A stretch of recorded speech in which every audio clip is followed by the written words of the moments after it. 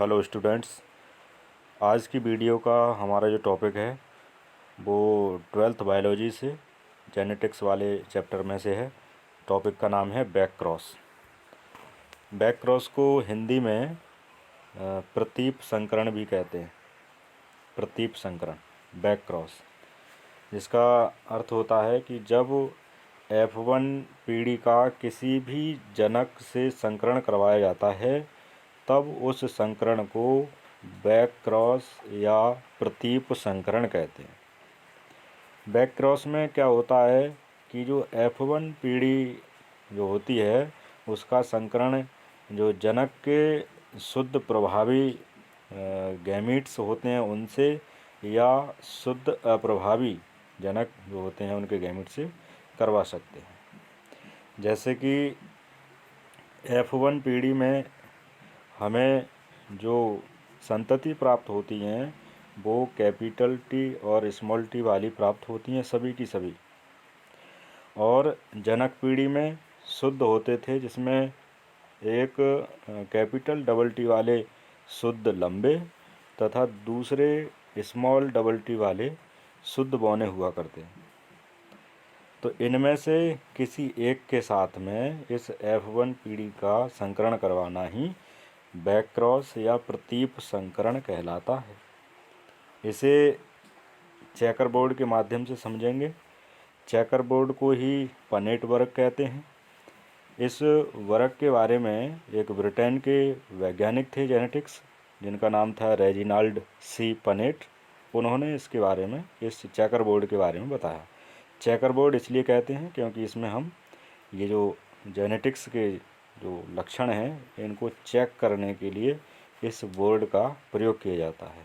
वैसे वैज्ञानिक के नाम पर इसका नाम पन्नेट वर्ग है, कहीं कहीं पुन्नेट भी लिखा होता है।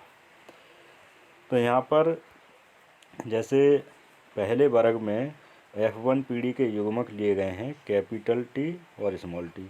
इधर से दोनों कैपिटल टी लिए गए हैं जो कि शुद्ध प्रभावी जनक वाले युग्मक होंगे। तो जब इनके बीच में क्रॉस करवाया जाता है तो दो तो शुद्ध लंबे प्राप्त होते हैं और दो ही संकर लंबे प्राप्त होते हैं। कहने का मतलब सभी पौधे जो प्राप्त होते हैं अगली पीढ़ी में वो लंबे प्राप्त होते हैं, लेकिन जीनोटाइप से यदि देखा जाए तो दो शुद्ध लंबे होते हैं जो कि कैपिटल डबल टी के साथ में होंगे और दो दूसरे वाले भी लंबे होंगे लेकिन वो संकर हाइब्रिड लंबे होंगे। क्योंकि वहाँ पर जो जीन हैं वो हेट्रोजाइगस है, विषम युग्मजी हैं। क्योंकि यहाँ पर एक कैपिटल टी है और दूसरा स्मॉल टी है। क्योंकि कैपिटल टी वाला जो जीन है वो स्मॉल टी वाले जीन पर प्रभावी है, इसलिए वो अपने लक्षण को प्रदर्शित करके इसे भी लंबा कर देता है। इसलिए ये लंबे होंगे परंतु संकर लंबे होंगे। ऐसे ही इधर